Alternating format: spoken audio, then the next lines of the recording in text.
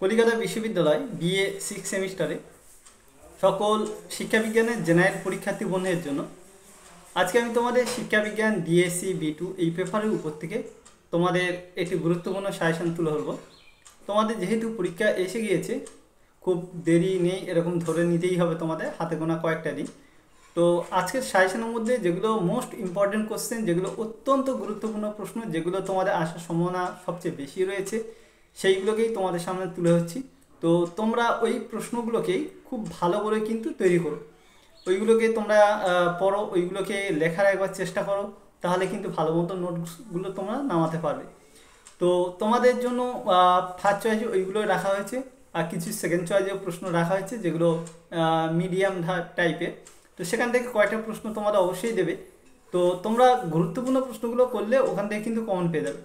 তো চলো কি কি প্রশ্ন তোমার জন্য রাখা হচ্ছে বেশি সময় নষ্ট না করে দেখে নিই, এবং এই প্রশ্নগুলোকে তোমরা নোট ডাউন করে নাও। কোনো জায়গায় অসুবিধা থাকলে অবশ্যই তোমরা জানিও, তোমাদের যথারীতি মতো সাহায্য করার চেষ্টা করবো। তো চলো কি কি প্রশ্ন থাকছে একবার দেখে নাও। তাহলে বন্ধুরা, এখন তোমরা তোমাদের প্রশ্নগুলোকে এখানে দেখে নাও। উপরে তোমাদের লিখে দিয়েছি BS 6 semester শিক্ষাবিজ্ঞান DSC B2 women education, তোমাদের নারী শিক্ষা। তো এখান থেকে তোমাদের যে 10 নম্বরের প্রশ্নগুলো আসে সেইগুলো দিয়েছি, তার সঙ্গে 2-1 5 নম্বরে যোগ করা আছে। তো প্রশ্নগুলো মোটামুটি পরপর প্রশ্ন বলে যাচ্ছি, সবচেয়ে টপ কোশ্চেনগুলো সেইগুলো তোমরা একটু দেখে নাও, এবং এই প্রশ্নগুলোকে কিন্তু ভালো করে করতে হবে। প্রথম দেখো, ভারতের নারী শিক্ষার প্রতি মিশনারিদের অবদান বিস্তারিতভাবে লেখো। যথেষ্ট ইম্পর্টেন্ট কোশ্চেন, গুরুত্বপূর্ণ প্রশ্ন, সেই জন্য তোমাদের ভিবিআই লিখে দিয়েছি, ভেরি ভেরি ইম্পর্টেন্ট প্রশ্ন। দ্বিতীয় প্রশ্ন দেখো, নারী শিক্ষায় রাজা রামমোহন রায়ের ভূমিকা আলোচনা করো। তারপরে এটি তোমার মোস্ট ইম্পর্টেন্ট কোশ্চেন, রাজা রামমোহন রায় নারী শিক্ষার ক্ষেত্রে কি ভূমিকা রেখেছিলেন, এটা ভালো করে তোমরা করবে, খুবই গুরুত্বপূর্ণ। তারপরে প্রশ্ন, বৌদ্ধ যুগে বা প্রাচীন যুগের নারী শিক্ষা সম্পর্কে বিস্তারিত আলোচনা করো। বৌদ্ধ যুগটাই ভালো করে দেখবে, বৌদ্ধ যুগের নারী শিক্ষা সম্পর্কে বিস্তারিত আলোচনা করো, এই প্রশ্নটি তারপরে খুবই গুরুত্বপূর্ণ প্রশ্ন। তারপর এই প্রশ্নটি তোমাদের খুব ভালো করে তৈরি করতে হবে, খুবই গুরুত্বপূর্ণ প্রশ্ন কিন্তু। নেক্সট কোশ্চেন, নারী শিক্ষা সংক্রান্ত জাতীয় কমিটির 1958, দেখো সালটা উল্লেখ করা আছে, কিন্তু অনেকগুলো তোমাদের জাতীয় কমিটির বিষয়গুলো থাকে মাঝে মাঝে ঘুরে ফিরে। তো এখানে 1958 সুপারিশগুলি সংক্ষেপে আলোচনা করো। তো নারী শিক্ষা সংক্রান্ত জাতীয় কমিটি 1958 যে সুপারিশগুলো করা হয়েছে সেইগুলো খুব ভালো করে তৈরি করবে, খুবই ইম্পর্টেন্ট কিন্তু প্রশ্ন। তারপরে প্রশ্ন, ভারতের নারী শিক্ষায় সামাজিক ও মনস্তাত্ত্বিক বাধাগুলি সংক্ষেপে আলোচনা করো। তারপরে এই নারী শিক্ষার ক্ষেত্রে দেখো, এখানে নারী শিক্ষায় তোমাদের রাজনৈতিক, অর্থনৈতিক, সামাজিক, মনস্তাত্ত্বিক বাধাগুলো থেকে প্রশ্ন আসে। তো যেহেতু 24-এ তোমাদের সামাজিক, অর্থনৈতিক রাজনৈতিক, অর্থনৈতিকটা পড়ে গেছে, তাই তোমাদের দিক থেকে কিন্তু এইটা খুব গুরুত্বপূর্ণ রয়েছে যে ভারতের নারী শিক্ষায় সামাজিক ও মনস্তাত্ত্বিক বাধাগুলি সংক্ষেপে আলোচনা করো। সেই জন্য এই প্রশ্নটি বড় প্রশ্ন আকারে কিন্তু দিয়েছি, খুব ভালো করে তোমরা তৈরি করবে। তারপরে প্রশ্ন, নারী শিক্ষা ও নারী ক্ষমতায়নের মধ্যে পার্থক্য কি, আর আধুনিক সমাজে নারী ক্ষমতায়নে বিদ্যালয়ের ভূমিকা আলোচনা করো। খুব খুব গুরুত্বপূর্ণ প্রশ্ন, পরপর সব ভিডিও লিখেছি ওই জন্য। তারপর এই প্রশ্নটি তোমরা খুব ভালো করে কিন্তু তৈরি করবে, মোস্ট ইম্পর্টেন্ট কোশ্চেন। হয়ে যাওয়ার পরে, নারী শিক্ষা বিষয়ে জাতীয় শিক্ষানীতি 1986 সুপারিশ সমূহ লেখো। এই প্রশ্নটি করবে, এটাও তোমাদের গুরুত্বপূর্ণ প্রশ্ন, কিন্তু এটা আমি সেকেন্ড চয়েসের মধ্যে রেখেছি, তোমরা তারপরে এই প্রশ্নটি ভালো করে করবে। তারপর আরো একটি নিচে দেওয়া আছে, দেখো, আধুনিক সমাজে নারী ক্ষমতায়নে গুরুত্ব সম্বন্ধে বিশদে লেখো। তো এটা তোমাদের 5 আকারও এই প্রশ্নটি আসার সম্ভাবনা বেশি, 5-এর জন্য এটা ভালো করে কিন্তু তৈরি করবে। তারপরে প্রশ্ন, নারী ক্ষমতায়নে শিক্ষার ভূমিকা আলোচনা করো।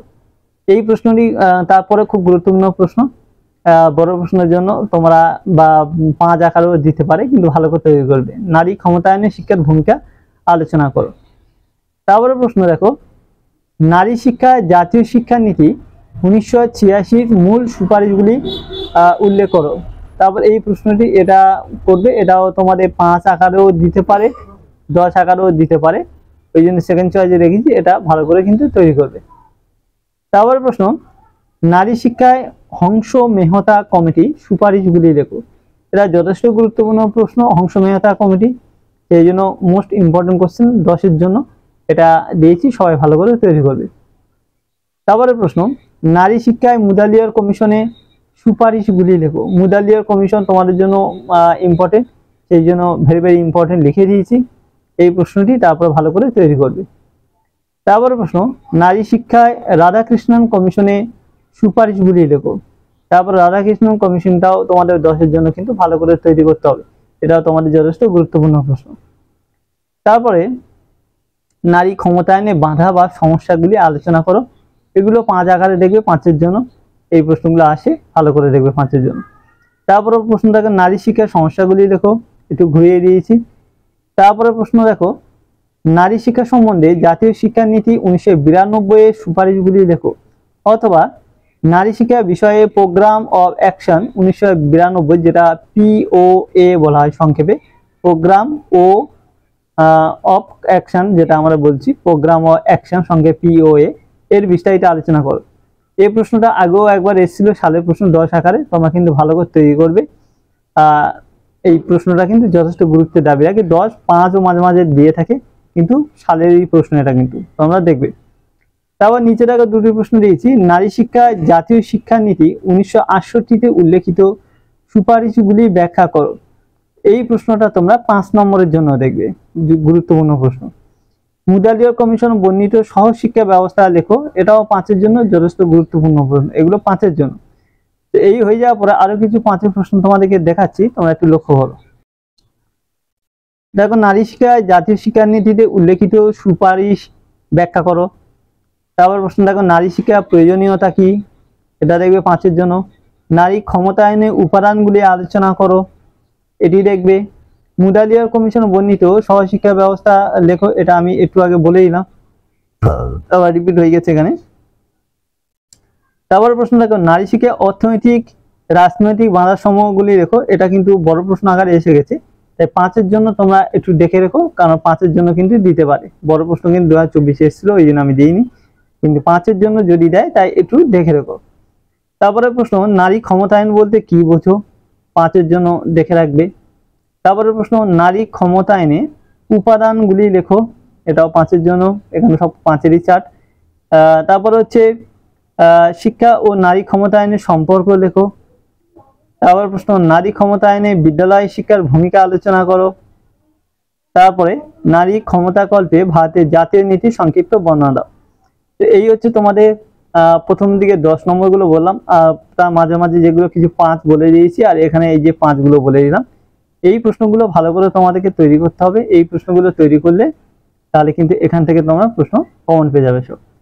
তো বাকি তোমাদের কয়েকদিন আগে থেকে সব পেপারে দেওয়া হয়ে গেছে, যারা দেখোনি একটু প্লেলিস্ট দেখে নিও।